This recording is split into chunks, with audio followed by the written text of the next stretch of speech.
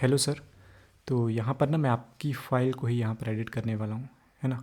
और देखते हैं इसमें क्या क्या इशू आ रहे हैं। सबसे पहले तो इसको मैंने प्ले करके देखा है, ये थोड़ी काफ़ी ज़्यादा स्लो चल रही है। तो उसका रीज़न है यहाँ पर मॉडिफायर सेक्शन में बूलियन मॉडिफायर। तो अभी के लिए मैं बूलियन मॉडिफायर को डिसेबल कर रहा हूँ। ये जो टीबी वाला बटन है इसके ऊपर अगर हम क्लिक करेंगे तो ये टेम्परेरी डिसेबल हो जाएगा।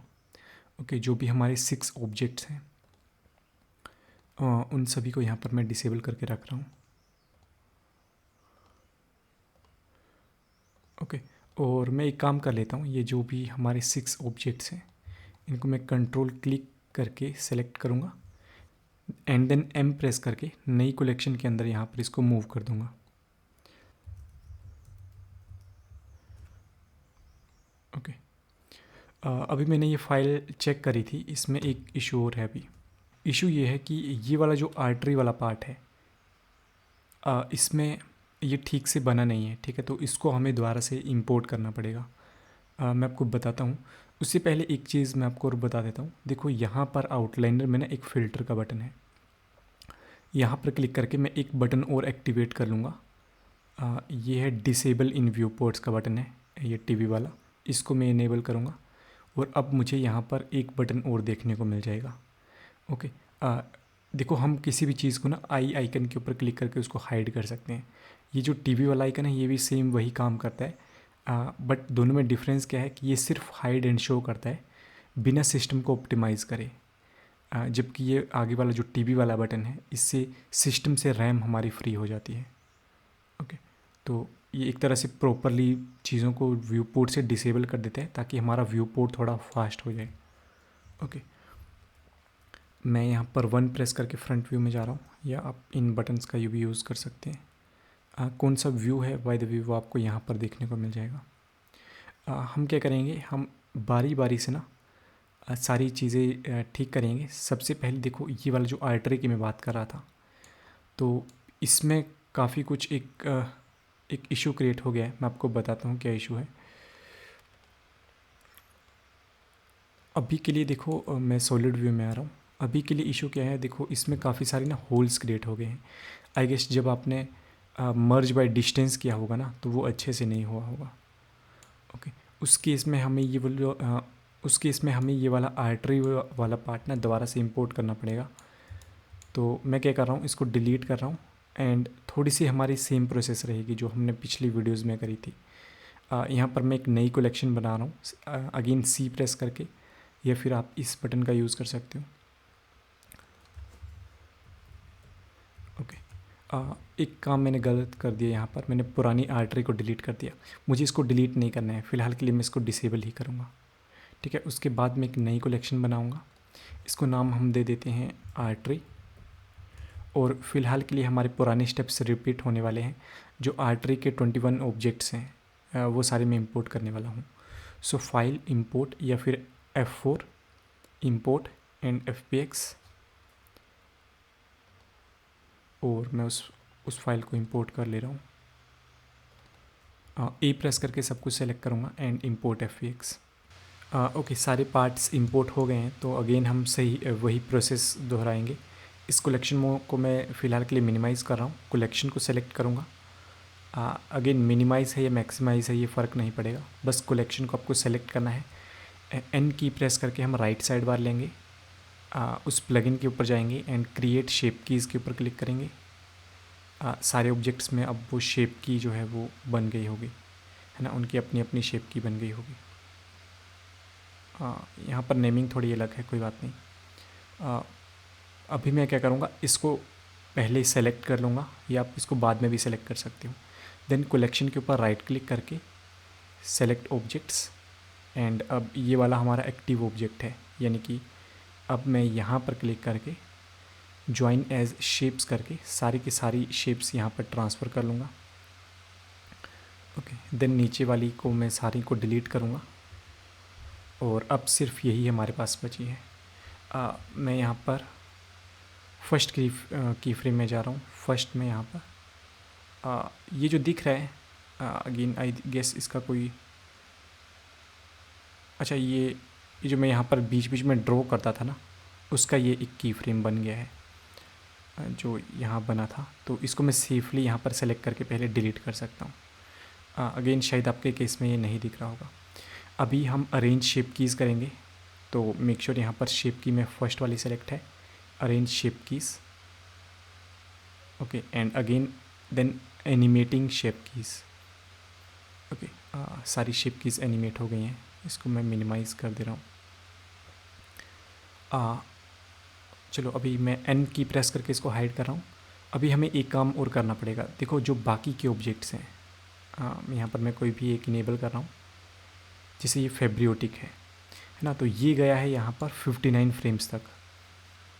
60 तक नहीं गया है, आप इस केस में ये 59 तक गया है। तो हमें आर्टरी को सिलेक्ट करके इसके जो की फ्रेम्स हैं, ये जो डायमंड शेप्स हैं, इनको भी स्केल करके 59 फ्रेम्स तक लाना पड़ेगा। तो मैं अगेन फर्स्ट की फ्रेम में जाऊँगा, मेक श्योर सारी की सारी सेलेक्टेड है, देन एस की प्रेस किया एंड यहाँ पर 59 फ्रेम्स तक ले जा कर के मैंने लेफ़्ट क्लिक कर दिया। ओके, अभी एक चीज़ और हमें फ़िक्स करनी है, इसकी ओरिएंटेशन, क्योंकि हमने एक गड़बड़ कर दी थी। गड़बड़ तो नहीं थी वो, बट हमें नहीं पता था कि ये वाला आर्टरी ख़राब निकल आएगा, है ना। तो अभी क्या है कि बाकी की ओरिएंटेशन इस तरह से है, हमें इसकी ओरिएंटेशन भी एग्जैक्टली ऐसे बनानी पड़ेगी। वो थोड़ी सी डिफ़िकल्ट बट हो जाता है। मैंने चेक करके देखा था, बट उसका एक इजी सॉल्यूशन भी मिल गया है मुझे। ओके, अभी के लिए मैं बाकी सारे ऑब्जेक्ट्स को हाइड कर रहा हूँ। ये जो अभी अभी हमने इंपोर्ट किया है, हमें इसके अंदर दो चीज़ें करनी है, जैसे हम हमेशा करते हैं। एडिट मोड में जा कर के एक तो हम एम की प्रेस करेंगे, इसको करेंगे मर्ज बाय डिस्टेंस। ओके, तो जो डुप्लीकेट्स हैं, अगेन मैं कंट्रोल जेड कर रहा हूँ अभी के लिए, क्योंकि यहाँ पर नीचे स्टेटस बार नहीं दिख रहा। तो वो देखने के लिए यहाँ पर मैं, जब ये एरो दिखने लगेगा मुझे, जब मेरा माउस यहाँ पर है बिल्कुल बॉटम में और ये एरो दिख रहा है, इस तरफ नहीं दिख रहा, यहाँ पर दिख रहा था, तो मैं क्लिक एंड ऊपर की तरफ ड्रैग करूँगा तो ये स्टेटस बार आ गई। ओके, आई गेस आपके केस में ये रिमूव नहीं हुई होगी। उसके बाद मैं एडिट मोड में जाऊँगा, एम की प्रेस करूँगा, मर्ज बाय डिस्टेंस करूँगा, तो जो डुप्लीकेट वर्टिसेस थी वो यहाँ पर मर्ज हो गई। ओके, अभी हम इसको डेसिमेट भी करेंगे, इसके ऊपर मैं थोड़ी देर में आ रहा हूँ। पहले हम एक इशू देख रहे थे क्यों हमारा बूलियन मॉडिफायर अच्छे से काम नहीं कर रहा था। तो आर्टरी को अभी के लिए मैं हाइड करके रखूँगा, ये जो पुराने वाला आर्टरी है। ओके, मैं बैलून के ऊपर देखता हूँ, ये देखो ये मेरा यहाँ पर बैलून है। देखो कोई भी ऑब्जेक्ट जो हमारे पास होता है, मैं लेट से कोई भी यहाँ पर ऑब्जेक्ट ले लेता हूँ यहाँ पर, तो हर ऑब्जेक्ट की ना यहाँ पर दो साइड्स होती हैं, एक बाहर वाली साइड और एक अंदर वाली साइड। उसको हम उस चीज़ की नॉर्मल कहते हैं। आई गेस हमने पहले भी डिस्कस किया होगा कि हर एक फेस की ना, रुको मैं शेडो एंड कैविटी ऑन कर दे रहा हूँ। हर एक फेस की अपनी एक नॉर्मल होती है, मतलब परपेंडिकुलर डायरेक्शन होती है। जैसे हमारे पास ये फेस है तो इसकी नॉर्मल की डायरेक्शन ऊपर की तरफ होगी, इस फेस की नॉर्मल इस तरफ होगी, इस फेस की नॉर्मल इस डायरेक्शन में होगी, मतलब उसकी परपेंडिकुलर होगी। उस चीज़ को मैं विजुअली बताने के लिए यहाँ पर आऊँगा, और यहाँ पर मैं ये नीचे नॉर्मल्स हैं, इसको मैं एक्टिवेट कर सकता हूँ, फेस नॉर्मल्स को, और ये साइज़ बढ़ा देता हूँ। तो अब आपको इस ऑब्जेक्ट की नॉर्मल्स दिख रही हैं, है ना। तो इस चीज़ को नॉर्मल बोलते हैं। और नॉर्मल की भी दो साइड्स होती हैं, एक बाहर वाली साइड, जैसे ये बाहर है, और इसके एक अंदर वाली साइड होगी, ठीक है, इस फेस का जो अपोजिट साइड है। ये मैं आपको इसलिए बता रहा हूँ कि क्योंकि यहाँ पर हम एक चीज़ और देखने वाले हैं। देखो 3D में ऑब्जेक्ट को पता कैसे चलता है कि ये सीधा है ऑब्जेक्ट या उल्टा है, इसके अंदर वाली साइड कौन सी है और बाहर वाली साइड कौन सी है। अभी तो हम इजीली देख सकते हैं कि ये बाहर वाली साइड है और ये अंदर वाली साइड है ना। बट 3D में हम नॉर्मल के बेसिस पर कैलकुलेट करते हैं। अगर मैं यहाँ पर जाऊँगा, मैं ऑब्जेक्ट मोड में हूँ, अगर मैं यहाँ पर ओवरले सेक्शन में जाऊँगा तो यहाँ पर एक ऑप्शन है फेस ओरिएंटेशन का। देखो इसको अगर मैं ऑन कर रहा हूँ तो मुझे दो कलर्स देखने को मिल रहे हैं, एक ब्लू और एक रेड। ब्लू कलर का मेन मतलब होता है कि हमारा ऑब्जेक्ट जो है ना वो ठीक ठाक है, मतलब इसमें कोई इशू नहीं है। बट जिस ऑब्जेक्ट में हमें रेड कलर दिख रहा है उसका मतलब ये होता है कि ऑब्जेक्ट उल्टा है। देखो अभी ये क्यूब है, इसके बाहर वाली साइड हमें ब्लू दिख रही है। अगर मैं अंदर जा कर के देखूँगा तो अंदर रेड दिखेगा। ठीक है, तो नॉर्मली ऑब्जेक्ट्स हमें ऐसे दिखते हैं, अंदर वाली साइड रेड, यानी कि नॉर्मल का इनर साइड रेड, और नॉर्मल का फेस की नॉर्मल का बाहर वाली साइड ब्लू। ओके, तो अब हमें यही करना पड़ेगा सारे ऑब्जेक्ट्स में ना, हमें ये ब्लू करनी है। तभी हमारा बूलियन मॉडिफायर अच्छे से काम नहीं कर पा रहा था, उसको पता ही नहीं चल रहा था कि ऑब्जेक्ट सीधा किस तरह से है और उल्टा किस तरह से है ना। तो इस ऑब्जेक्ट को मैं डिलीट कर रहा हूँ, इस ऑब्जेक्ट को मैं सेलेक्ट करूँगा और इस नॉर्मल को रिकैलकुलेट करने के लिए हम एडिट मोड में जाएंगे। ये यहाँ पर मैंने वो नॉर्मल्स इनेबल करके रखा है, तो मैं यहाँ पर जाऊँगा एंड अगेन ये नॉर्मल जो है इसका यहाँ पर क्लिक करके नॉर्मल्स को डिसेबल कर दूँगा। देखो अभी रेड में दिख रहा है, मैं सारे के सारे पॉइंट्स को सेलेक्ट करूँगा। मेक श्योर आप यहाँ पर ये मैटर नहीं करेगा आप किस वाले मोड में हो। ठीक है, तो मैंने सब कुछ सेलेक्ट किया। रिकैलकुलेट नॉर्मल के लिए ना देखो N फॉर नॉर्मल होता है, तो अगर आप शिफ्ट के साथ N प्रेस करते हो तो उस ऑब्जेक्ट की ना नॉर्मल जो है वो रिकैलकुलेट हो जाती है। अभी देखो अभी हमें ब्लू कलर दिख रहा है, मतलब ये ठीक हो गया। अभी इस ऑब्जेक्ट में एक थिकनेस है, इसलिए अंदर की तरफ भी हमें ये नीला ही दिख रहा है, क्योंकि जो रेड होगा वो इन दो लेयर्स के बीच में होगा। ठीक है, जो इस ऑब्जेक्ट के इनर साइड रहेगा। इसलिए हमारे बूलियन मॉडिफायर में काफ़ी इशू आ रहे थे। सेम चीज़ मैं बाकी में भी कर लूँगा, आप चाहे तो एक साथ भी कर सकते हो। मैं सभी ऑब्जेक्ट्स को एक साथ सेलेक्ट करूँगा। एडिट मोड में हम जाएंगे, सभी को एक साथ सेलेक्ट करके भी आप एडिट मोड में जा सकते हो। सब कुछ सेलेक्ट करेंगे एंड या तो आप F3 प्रेस करके भी कर सकते हो। रिकैलकुलेट आपको लिखना है, रिकैलकुलेट आउटसाइड। ठीक है, या फिर Shift+N इसका शॉर्टकट है, और ये भी रिकैलकुलेट हो गया। देखो सारे के सारे ऑब्जेक्ट्स अब हमें ब्लू कलर में दिख रहे हैं। जहाँ तक बात रहती है आर्टरी की, मैं अब आर्टरी के ऊपर आ जाता हूँ। आर्टरी के अंदर मैं Shift+N प्रेस कर रहा हूँ। देखो यहाँ पर कुछ इशू आ गया, यहाँ पर ये अच्छे से रिकैलकुलेट नहीं हो पाया, और उसका रीज़न ये है कि आपको ना जब हमने मर्ज बाय डिस्टेंस किया था तो वो डिस्टेंस काफ़ी कम था। मतलब ये वर्टिसेस अभी ना बहुत ज़्यादा नज़दीक नज़दीक हैं। तो मैं क्या करूँगा, फिर से एडिट मोड में जाएंगे, हम M की प्रेस करेंगे। M के लिए M मतलब मर्ज, जो नज़दीक वाले पॉइंट्स हैं वो आपस में मर्ज हो जाएंगे, है ना। तो हम M प्रेस करेंगे एंड मर्ज बाय डिस्टेंस कर देंगे, या फिर आप यहाँ भी जा सकते हो मैश, यहाँ पर हमें मिल जाएगा merge and merge by distance. Then जैसे ही हम ये प्रेस करेंगे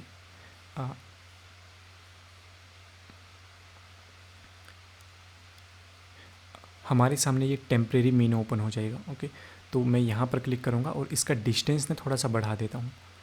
यहाँ पर 3 ज़ीरो की बजाय मैं 2 ही ज़ीरो लगा के 1 प्रेस कर रहा हूँ एंड एंटर।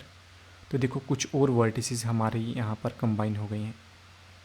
अब मैं यहाँ पर Shift+N प्रेस करूँगा, मतलब नॉर्मल्स को रिकैलकुलेट करने के लिए, एंड ऑब्जेक्ट मोड में आऊँगा तो देखो इसकी भी नॉर्मल्स अब ठीक ठाक रिकैलकुलेट हो गए हैं। आप चाहें तो एक और काम कर सकते हो, अगर इन पॉइंट्स को थोड़ा और दूर दूर करना है तो वो हमने देखा था, आपको यहाँ पर मैश में जाना है, क्लीनअप में जाना है, लिमिटेड डिज़ोल्व करना है, और अरे लिमिटेड डिज़ोल्व नहीं करना था, mesh, cleanup and decimate geometry and 1, यानी कि ये 100% है, तो लेट्स से मैं 80%, 1 की जगह 0.3 कर देते हैं। चलो 70% हम वर्टिसेस कम कर देंगे इस ऑब्जेक्ट की, तो मैं 0.3 कर रहा हूँ। हमें सिर्फ 30% वर्टिसेस रखनी है एंड एंटर। तो अब ये लो पॉली भी हो गया। लो पॉली मतलब कम वर्टिसेस से मिलकर के बना हुआ ऑब्जेक्ट। ओके, तो अब ये थोड़ा और फास्ट हो जाएगा, इसमें बूलियन थोड़ा और अच्छे से और फास्ट तरह से लग जाएगा। अभी बस एक काम हमारा बचा है अभी के लिए, वो ये है कि इन दोनों की रोटेशन बिल्कुल डिफरेंट है, ठीक है। ये न्यू वाला है, ये ओल्ड वाला है। ओल्ड वाला तो पूरा ख़राब हो गया था। अभी हमें इसको एग्जैक्टली इसी लोकेशन पर रखना है, बट क्योंकि हमने पिछले वीडियो में ना काफ़ी वियर्डली रोटेशन करी थी। हमने 3D कर्सर के जैसे 3D कर्सर यहाँ पर है, तो हमने यहाँ पर जा कर के 3D कर्सर के अलोंग चीज़ों को रोटेट किया था, तो वो थोड़ा कन्फ्यूजन क्रिएट हो गया था। कोई बात नहीं, मैं पुरानी वैल्यू रख रहा हूँ यहाँ पर। इसका जो इजी सॉल्यूशन है, देखो ये वाला ऑब्जेक्ट और ये वाला दोनों ऑब्जेक्ट सेम है। इस वाले ऑब्जेक्ट का जो ओरिजिन पॉइंट है,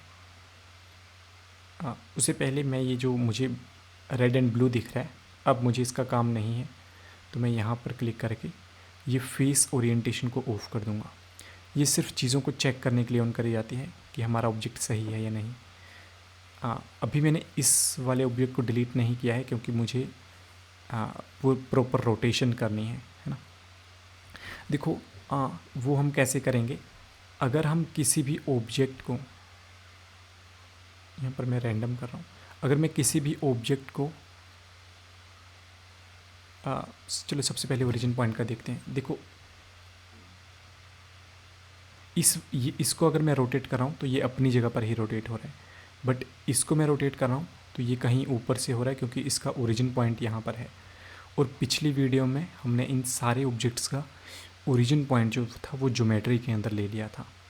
तो मैं यहाँ पर भी इसको सिलेक्ट करूँगा, राइट क्लिक करूँगा, set origin to geometry, and अब अगर मैं इसको रोटेट करूँगा तो ये ठीक ठाक रोटेट हो रहा है। देखो हम जब भी किसी ऑब्जेक्ट को रोटेट करते हैं, यहाँ पर थोड़ा सा देख लेते हैं हम।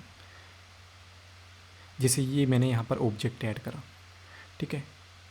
मैं अगर इसकी लोकेशन चेंज करूँगा, इसको रोटेट करूँगा, तो मैं वापस से इसको रीसेट कर सकता हूँ। अभी के लिए लोकेशन तो नहीं, बट जैसे मैं इसको रोटेट कर रहा हूँ तो इसकी रोटेशन को रीसेट करने के लिए यहाँ पर मैं ऑब्जेक्ट प्रॉपर्टी में जाऊँगा और सिंपली यहाँ पर रोटेशन वैल्यू में 000 एंटर कर दूँगा, तो ये रीसेट हो गया, है ना। यानी कि अब मैं यहाँ पर क्या करने वाला हूँ, ये मेरा ऑब्जेक्ट है, मेरे पास कुछ ना कुछ यहाँ पर रोटेशन वैल्यू है। मैं ये वाली रोटेशन वैल्यूज़ को कॉपी करके इस वाले ऑब्जेक्ट में पेस्ट कर दूँगा। तो यहाँ पर मैं पहले इस ऑब्जेक्ट को सेलेक्ट करूँगा, यहाँ पर अपना माउस ओवर करूँगा, देन कंट्रोल C, ठीक है। तो ये वाली वैल्यू कॉपी हो गई, देन मैं इसको सेलेक्ट करूँगा एंड ये वाली वैल्यू यहाँ पर पेस्ट कर दूँगा, ठीक है। बाकी की वैल्यूज़ भी जैसे 37.2 को मैं यहाँ पर पेस्ट कर दूँगा एंड Z वैल्यू रोटेशन को इसको भी कॉपी पेस्ट कर दूँगा। अब देखो इसकी रोटेशन एकदम सही हो गई है। अब इसकी लोकेशन भी हमें सेट करनी है, तो वो हम कैसे करेंगे, अभी के लिए मैं इसको साइड में रख रहा हूँ ताकि और ज़्यादा बेटर हमें समझ में आ जाए। देखो ये वाला ऑब्जेक्ट है, इसका ओरिजिन पॉइंट है ना, और ये हमारे पास 3D कर्सर है। अब ये तीन चीज़ें हैं, एक ओरिजिन पॉइंट और 3D कर्सर, दो चीज़ें हैं। मैं कभी भी ऑब्जेक्ट को या तो 3D कर्सर के पास ले जा सकता हूँ या ये जो 3D कर्सर है इसको ऑब्जेक्ट के पास ले जा सकता हूँ। अगर मैं ओरिजिन पॉइंट को ऑब्जेक्ट के पास लेकर के जाता हूँ तो वो इस ऑब्जेक्ट के ना ओरिजिन पॉइंट के पास जाएगा। अभी देखो ना मैं क्या करने वाला हूँ, मैं बेसिकली इस ऑब्जेक्ट को सेलेक्ट करूँगा और 3D कर्सर जो है ना वो मैं यहाँ पर भेजने वाला हूँ। तो मैं ऑब्जेक्ट को सेलेक्ट कर रहा हूँ, 3D कर्सर से रिलेटेड शॉर्टकट है Shift S, और मैं Shift S प्रेस किया तो अब मैं यहाँ पर कर्सर टू सेलेक्टेड, मतलब कर्सर को सिलेक्शन के पास भेज सकता हूँ। देखो अब मेरा 3D कर्सर यहाँ पर आ गया। अभी मैं क्या करूँगा, इस वाले ऑब्जेक्ट को सिलेक्ट करूँगा, अगेन Shift S प्रेस करूँगा एंड इस बार मैं ऊपर वाला ऑप्शन सेलेक्ट करूँगा, सिलेक्शन टू कर्सर, ठीक है। तो इससे मतलब ऑब्जेक्ट जो है वो एग्जैक्टली इसी पोजीशन पर आ गया और अब ये काफ़ी हद तक प्रॉपरली यहाँ पर प्लेस हो गया है। मुझे लग रहा है थोड़ा सा यहाँ पर डिफरेंस होगा, शायद हो सकता है, बट मोस्टली ये हो गया है। वो उसका इशू क्या था, क्योंकि हमने पिछली वीडियो में इसको एक साथ रोटेट कर दिया था और इस वीडियो में नहीं किया है। वैसे ठीक है, देखो इस ऑब्जेक्ट की भी लोकेशन एंड रोटेशन एक जैसी दिख रही है और सेकंड वाले ऑब्जेक्ट की भी लोकेशन एंड रोटेशन एक जैसी दिख रही है, ठीक है। तो अब हमारी रोटेशन हो गई, तो मैं इस ख़राब वाले आर्टरी को ना डिलीट कर सकता हूँ। और ये जो ठीक वाला है इसको मैं ऊपर ही रख दूँगा और इस कलेक्शन को मैं यहाँ पर डिलीट कर दूँगा। ओके, अगेन मैं सभी को अनहाइड कर रहा हूँ और अब मैं यहाँ पर फर्स्ट की फ्रेम में जाऊँगा एंड एक बार इसको चेक करके देख लेते हैं। देखो अभी ये परफेक्ट आ गया है। ये लास्ट में कुछ मुझे दिख रहा था गड़बड़।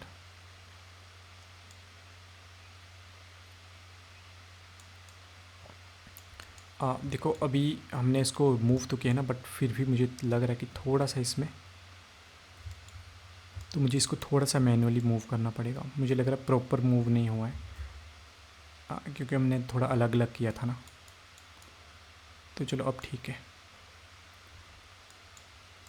अब एक बार प्ले करके देखते हैं कुछ ओवरलैप तो नहीं हो रहा है, खास करके आउटर लेयर में। हाँ अब ठीक है। अब देखो क्योंकि इनकी ओरिएंटेशन सही है, फेस ओरिएंटेशन सारे ब्लू कलर में दिख रहे हैं, तो अब आई गेस बूलियन मॉडिफायर काम करना चाहिए। कुछ ग्लिचेस आएंगे बट मोस्टली चलो चेक करके देख लेते हैं। ये मैं एक एक करके कर रहा हूँ और यहाँ पर ना आई बटन के ऊपर क्लिक करने के बजाय मैं इस टीबी वाले बटन के ऊपर क्लिक कर रहा हूँ। ओके, इससे हमारा सिस्टम लैग नहीं मारेगा। ये तो अननेसेसरी है। तो मैं गया फर्स्ट की फ्रेम में। मैं अगेन फेस ओरिएंटेशन को हाइड कर दे रहा हूँ और यहाँ पर जाएंगे हम मॉडिफायर सेक्शन में, ऐड करेंगे यहाँ पर boolean modifier and I guess हमारे पास ये कट आउट ऑलरेडी पड़ा हुआ है ना। तो मैं यहाँ पर बूलियन में आई ड्रॉपर लूँगा और इसको सिलेक्ट कर लूँगा। देखो अभी ये आर्टरी वाला तो ठीक हो गया। अभी प्ले करके देखते हैं। पहले ना आप एक बार फास्ट चेक करके देख लेना, अगर फास्ट में कोई इशू आए तभी आप एग्जिट करना, क्योंकि फास्ट थोड़ा ज़्यादा फास्ट है ना। देखो इसमें एक इशू आ रहा है कि ये कट आउट नहीं हो रहा ठीक से, और ये सोल्वर वगैरह कम ज़्यादा करने से भी कुछ नहीं हो रहा। तो इसको मैं एग्जैक्ट के ऊपर ही रख रहा हूँ। ठीक है, एग्जैक्ट के ऊपर ठीक ठाक चल रहा है। बाकी एक बार पूरा एनिमेशन प्ले करके देख लेते हैं।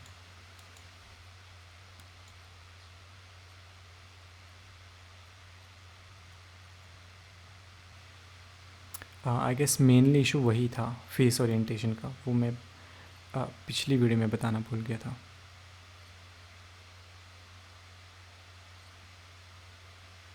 देखो पूरा एनिमेशन प्ले हुआ, कहीं पर भी कोई ग्लिच नहीं आया। तो अब मैं इसको डिसेबल करूँगा, बाकी मैं भी बारी बारी से बस यही करूँगा। अभी मैं इसको भी इनेबल करेंगे एंड मेक श्योर।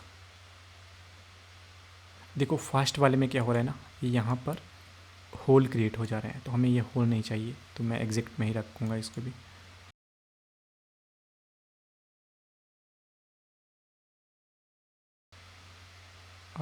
देखो इसमें भी कोई इशू नहीं है। बारी बारी से सबको चेक करेंगे, क्योंकि एक साथ करेंगे तो वो दिखेगा नहीं प्रॉपर, है ना। तो मैं अगेन इसको ऑन कर रहा हूँ, फास्ट कर रहा हूँ, सॉरी एग्जिट कर रहा हूँ।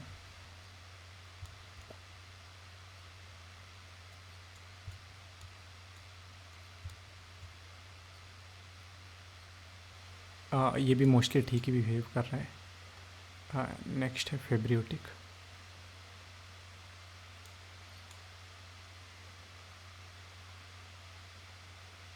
एंड आप चेक कर लेना इसमें कौन सा अच्छा है। देखो एग्जैक्ट में ये वाले होल्स फिल हो जा रहे हैं, फास्ट में ये थोड़ा सा ग्लिच दे रहा है।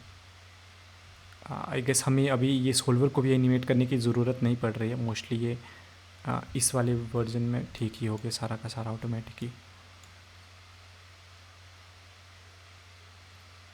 है ना। तो चलो ये भी हो गया। इनर लेयर, इसको भी फर्स्ट से चेक करते हैं। देखो वो कट आउट थोड़ा बड़ा नहीं है ना, तो ये वाला पीस रह गया अभी के लिए। चलो कोई बात नहीं। उसके लिए हम इस चीज़ के एडिट मोड में जा कर के सब कुछ सेलेक्ट करके एस एंड वाई प्रेस कर सकते हैं। तो थोड़ा सा हमने इसको और चौड़ा कर दिया, है ना। तो वो कट आउट जो एक्स्ट्रा दिख रहा था वो भी नहीं रहेगा अभी। एक बार फिर से प्ले करके देख रहा हूँ मैं। उसके बाद फिर हमारे पास सिर्फ नॉर्मल रहेगा।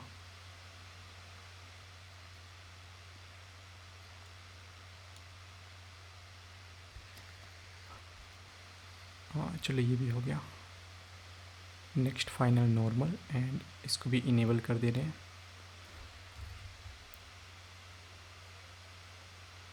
देखो इसमें एग्जैक्ट वाला अच्छे से काम नहीं कर पा रहा है, मुझे ऐसा लग रहा है। देखो एग्जैक्ट वाले में क्या हो रहा है, ये नीचे वाला पोर्शन जो हमें डिलीट नहीं करना था वो भी डिलीट हो जा रहा है ना। तो मैं यहाँ पर सोल्वर ऑप्शन में आ रहा हूँ और सेल्फ इंटरसेक्शन ऑन करके एक बार चेक करके देख लेते हैं। ओके, तो दोनों काम नहीं कर पा रहे हैं, ना सेल्फ इंटरसेक्शन ना होल टॉलरेंट। हाँ, इसकी कोई भी सेटिंग काम नहीं कर पा रही है, तो आई गेस इसमें हमें फास्ट मेथड में ही जाना पड़ेगा। हाँ, फास्ट मेथड में थोड़ा सा हमें ग्लिच दिख रहा है, जैसे कि ये लाइन दिख रही है, बट ये फाइनल जब हम फाइनल देखेंगे ना तो ये हमें नहीं दिखेगी जब फाइनल फ़ोटो जनरेट करेंगे। ओके, क्योंकि वर्टिसेस सिंगल वर्टिसेस ना ऑटोमेटिक रेंडर नहीं होती हैं, पूरा का पूरा अगर फेस होता तो रेंडर हो जाता। दूसरा इशू थोड़ा सा ये आ रहा है कि ये थोड़ा सा होल क्रिएट हो जा रहा है ना, बाकी एनिमेशन सारा ठीक ठीक ठाक प्ले हो रहा है। ये होल भी इस वजह से क्रिएट हो रहा है क्योंकि अप एंड डाउन मूव कर रहा है। ओके, अब एक काम कर रहा हूँ मैं सभी को एक साथ इनेबल करके, बट क्योंकि सारे एग्जैक्ट मोड में ही काम कर रहे हैं ना मैक्सिमम, तो अब ये थोड़ा स्लो काम करेगा।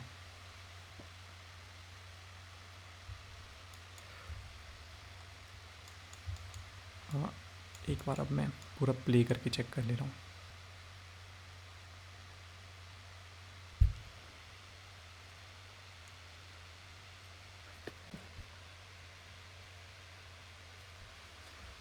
देखो अभी ये पूरा का पूरा ठीक ठाक चल रहा है, थोड़े बहुत छोटे मोटे ग्लिचेस होंगे, बट मोस्टली ये ठीक ही चल रहा है। मैं बैलून को अभी के लिए हाइड कर रहा हूँ ताकि चेक करते हैं पूरी की पूरी 5 लेयर्स दिख रही हैं कि नहीं।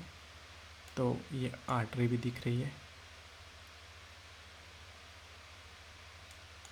फर्स्ट लेयर ये है काल, ये ग्रीन ये भी दिख रहा है, ये ब्लैक वाला पार्ट थोड़ा कम दिख रहा है ना। हाँ चलो मैं वो चेक करके देख लूँगा, अभी वो वीडियो फाइल मेरे पास है नहीं। अभी ये मोस्टली ठीक हो गया, ऐसे ही हमें कुछ जैसे एडवांस ट्रीटमेंट नहीं करना पड़ा। इशू थोड़ा सा आर्टरी को वापस से उस प्लेस के ऊपर प्लेस करने में आपको आएगा, बट वो भी हमने देख लिया कि वो है 3D कर्सर, कि हम यहाँ पर शिफ्ट एस प्रेस करके कर्सर को ऑब्जेक्ट के पास भेज सकते हैं।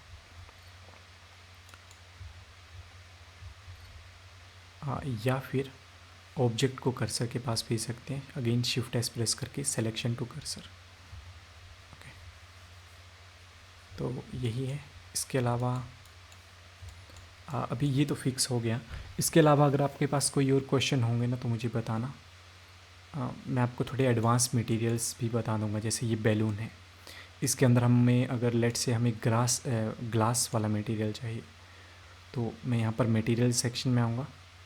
यहाँ पर प्रिंसिपल BSTF की जगह ना ऑलरेडी ऑटोमेटिक एक ग्लास का बना हुआ होगा। ये देखो, ये है ग्लास BSTF। अगर मैं इसको लूँगा तो अभी इस ऑब्जेक्ट, ये वाला ऑब्जेक्ट मुझे ग्लास की तरह दिखेगा। अभी प्रॉपर नहीं दिख रहा क्योंकि हमारे पास कोई इन्वायरमेंट नहीं है ना। ग्लास को देखने के लिए आसपास का इन्वायरमेंट भी होना चाहिए, तो आसपास वो कोई रिफ्लेक्शन वाला कोई ऐसा है नहीं ऑब्जेक्ट। तो मैं फाइनल रेंडर में आऊँगा उसके लिए। और एक चीज़ और है, देखो 2 तरह की लाइट्स होती हैं। एक तो ये जो हम सन लाइट ऐड कर रहे हैं, है ना। हाँ, एक ये वाली लाइट हो गई। दूसरी वाली लाइट होती है, हम एक फ़ोटो को एज अ लाइट यूज़ कर सकते हैं, जो पूरे इन्वायरमेंट की लाइट होती है। तो उसके लिए ना यहाँ पर एक वेबसाइट है। हाँ, अगर आप यहाँ पर जाओ HDRI हेवन, इसका नाम है पोली हेवन वेबसाइट का नाम, ठीक है। ये नाम चेंज कर दिया इन्होंने। तो इस वेबसाइट में ना हमें यहाँ पर 360 डिग्री फ़ोटोज़ मिल जाती हैं। लेट्स से मैं इस फ़ोटो का यूज़ कर रहा हूँ।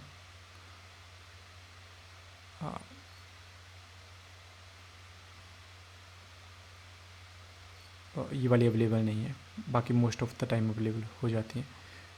तो यहाँ पर मैं आउटडोर में जा रहा हूँ। कोई लेट्स से इस फ़ोटो को ले लेता हूँ। यहाँ पर मैं इसको 2K में डाउनलोड कर रहा हूँ। सो डाउनलोड, एंड मैं आ जाऊँगा ब्लेंडर के अंदर।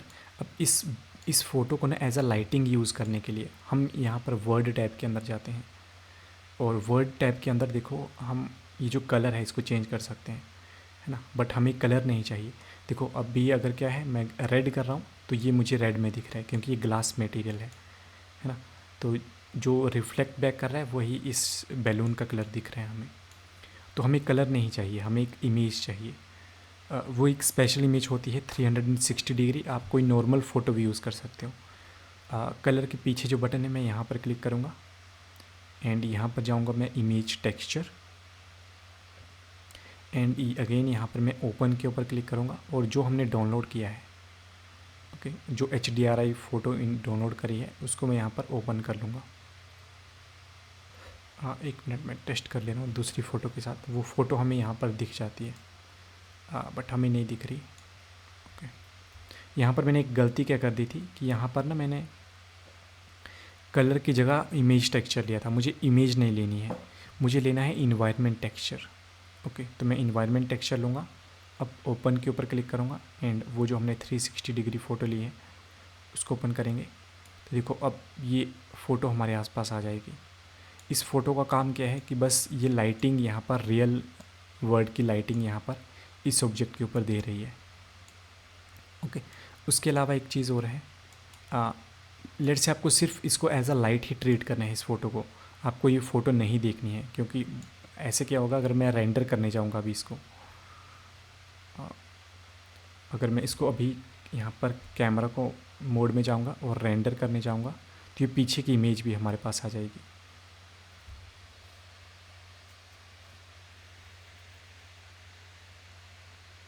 ओके, देखो ये पीछे की इमेज भी बन रही है। तो ये हमें लेट से नहीं चाहिए, हमें सिर्फ एज आ इसको लाइट ही ट्रीट करना है। तो यहाँ पर मैं रेंडर टैब में जाऊँगा, रेंडर प्रॉपर्टीज़ में नीचे स्क्रॉल करूँगा। यहाँ पर ना फिल्म के अंदर एक ऑप्शन है, यहाँ पर फिल्म के अंदर एक ऑप्शन है ट्रांसपेरेंट। अगर मैं इसको ऑन कर दूँगा तो देखो सारा कुछ ट्रांसपेरेंट दिख रहा है, हमें वो चीज़ें नहीं दिख रही, वो बैकग्राउंड फ़ोटो, बट उसकी लाइटिंग का इफ़ेक्ट वो हमें दिख रहा है। उस इमेज की लाइट को हम यहाँ पर जा कर के उसकी स्ट्रेंथ को कंट्रोल कर सकते हैं। जैसे मैंने ज़ीरो कर दिया तो ऐसा इफ़ेक्ट हो गया, है ना। दूसरी एक और चीज़ मैं आपको बता ही देता हूँ, वो है बने बनाए मटेरियल्स, और फ्री में मिल जाते हैं हमें। लेट्स से इसको अब आपको थोड़ा और अच्छे से देखना है।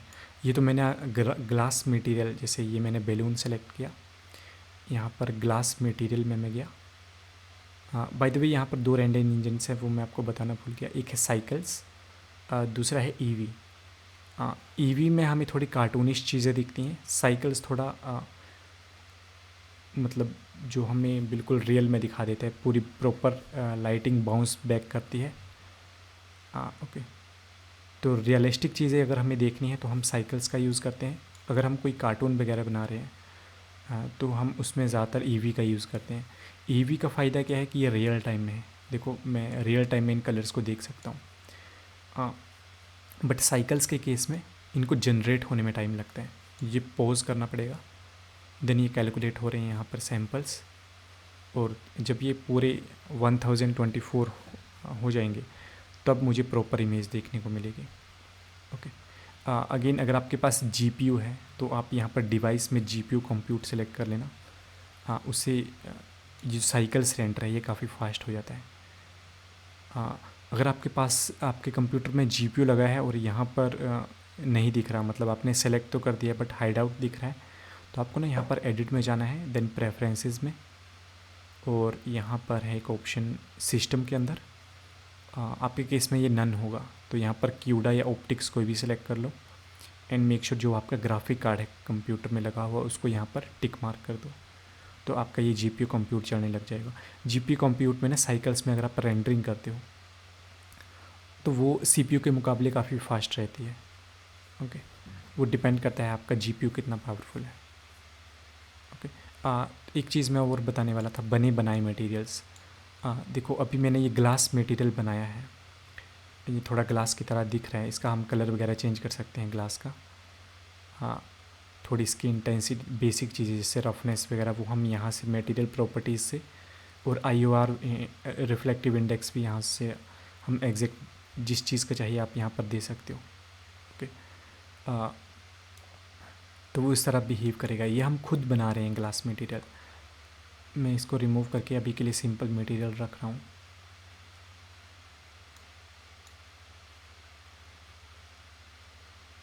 ओके, एक काम मैं और कर रहा हूँ, बैलून को ना मैं यहाँ पर बूलियन ऑपरेशन नहीं लगाऊंगा, क्योंकि आई गेस बैलून थोड़ा ऐसे भी ठीक लग रहा है। जो फाइनल एनिमेशन था उसमें मैंने इसको कट आउट नहीं किया था, ठीक है, प्रॉपर दिखाने के लिए। देन इसके अंदर मैंने यहाँ पर ग्लास मटेरियल लगा दिया था, खुद बनाया था। यहाँ पर न्यू करके base colour, sorry principal BSTF की जगह ग्लास BSTF करके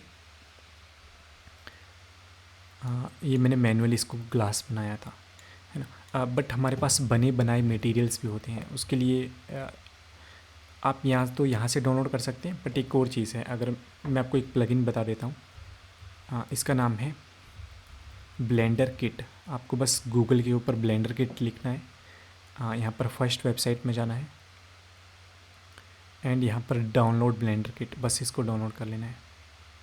ओके, ये पूरी की पूरी एक जिप फाइल डाउनलोड हो जाएगी। तो 7 MB की है ये। उसके बाद इस जिप फाइल को ना आपको जैसे आपने वो प्लगइन इंस्टॉल किया था वैसे ही इसको इंस्टॉल करना पड़ेगा।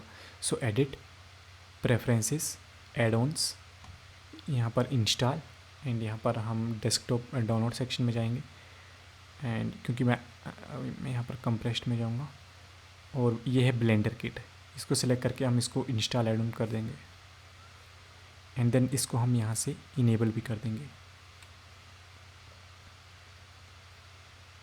उसके बाद अरे मेरा ब्लेंडर क्रैश कर गया, होपफुली मेरा प्रोजेक्ट ना डिलीट हुआ हो। कई बार करप्ट भी हो जाता है। मोस्ट ऑफ द टाइम ये ब्लेंडर में क्रैश काफ़ी कम होते हैं, बट कभी कभी ऐसे चांसेस आ जाते हैं, तो बीच बीच में आपको फिर सेव करके रखना पड़ता है। ओके, चलो मैं चेक करके देख ले रहा हूँ। आई गेस वहीं से अगर कंटिन्यू हो जाए तो बढ़िया रहेगा। आई गेस मोस्टली वहीं से हो गया है। इन केस अगर आपकी फ़ाइल रिकवर नहीं होती है, एक तो आप टाइम टू टाइम यहाँ पर ना फाइल एंड सेव एज करके एक नया वर्ज़न उसका बना करके सेव कर सकते हो। या इन केस अगर आपकी फ़ाइल रिकवर नहीं होती है तो आप file recover and auto save में जा कर के भी आपको वो फाइल, एक लास्ट ऑप्शन रहता है यहाँ पर, अगर आप क्लिक करोगे तो भी रिकवर होने के चांसेस रहते हैं। तो देखो वो प्लगइन यहाँ पर इंस्टॉल हो गया है। जब इंस्टॉल हो जाएगा ना यहाँ पर, वो ब्लेंडर किट है उसका नाम, जैसे ही आप इंस्टॉल करोगे तो आपको यहाँ पर क्लिक करके सेव प्रेफरेंसेस कर देना है और अब आपको ये यहाँ पर दिख जाएगा। देखो इसमें क्या है ना, इसमें हम अगर मैं इस आई बटन के ऊपर क्लिक करूँगा तो मेरे पास कुछ बने बनाए ऑब्जेक्ट्स मिल जा रहे हैं, कुछ फ्री हैं कुछ पेड हैं। मैं यहाँ पर फ़िल्टर में जाऊँगा एंड फ्री फर्स्ट कर दूँगा। तो देखो अगर मैं यहाँ पर 3D कर्सर रख रहा हूँ तो यहाँ पर मैं कोई भी ऑब्जेक्ट जो है वो इंपोर्ट कर सकता हूँ। जैसे ये टेबल है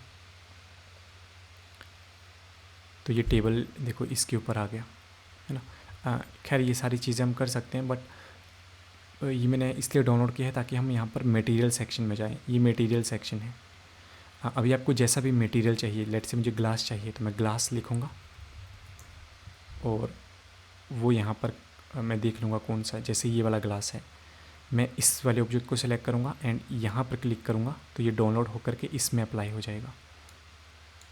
देखो हमें मेहनत नहीं करनी पड़ी, ये ऑटोमेटिक बना बनाए मटेरियल्स हमें मिल जा रहे हैं।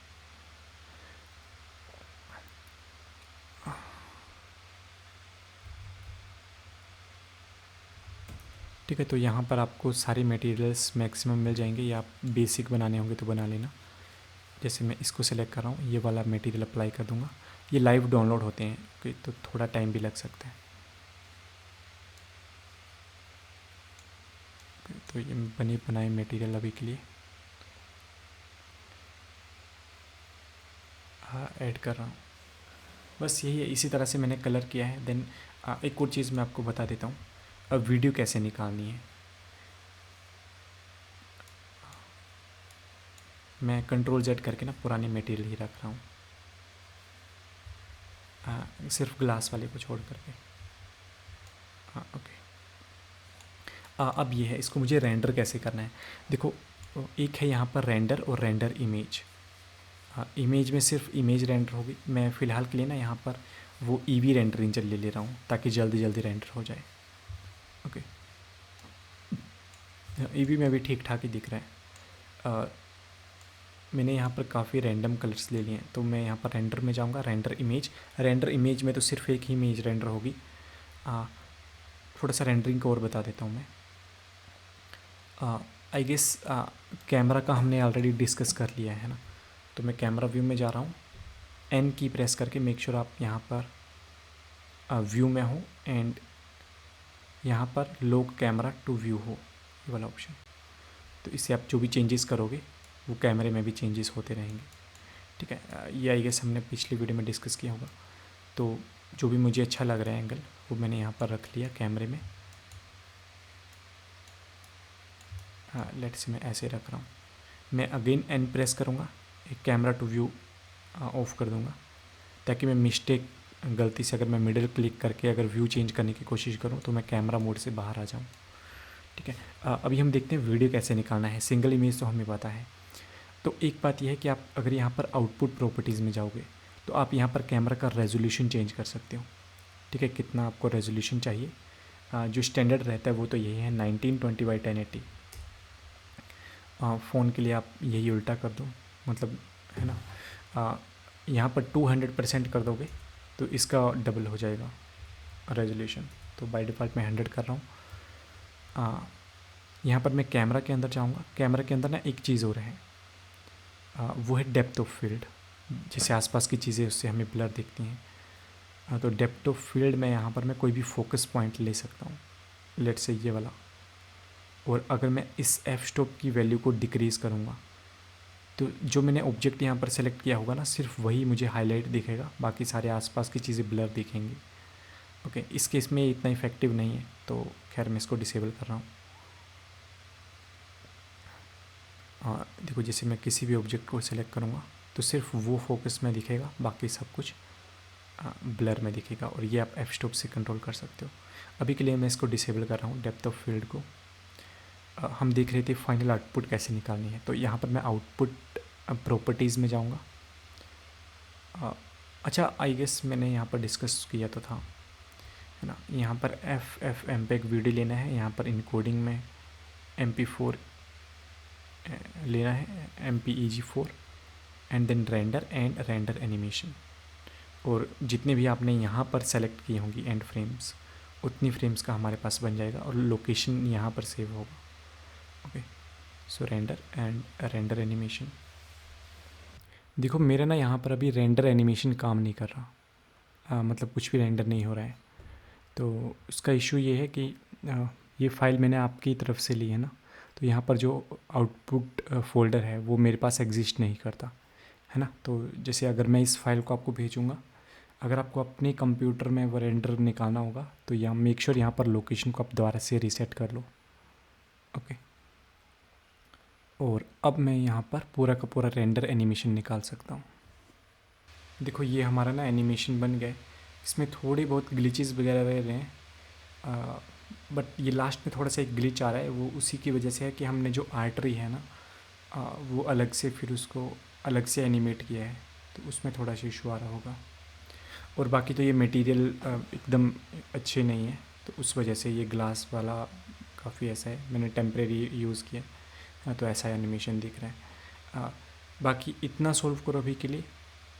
इसके अलावा अगर और कोई क्वेश्चन होगा तो फिर मुझे वो बाद में बता देना, है ना। इस बार मैं वीडियो जल्दी बना दूँगा।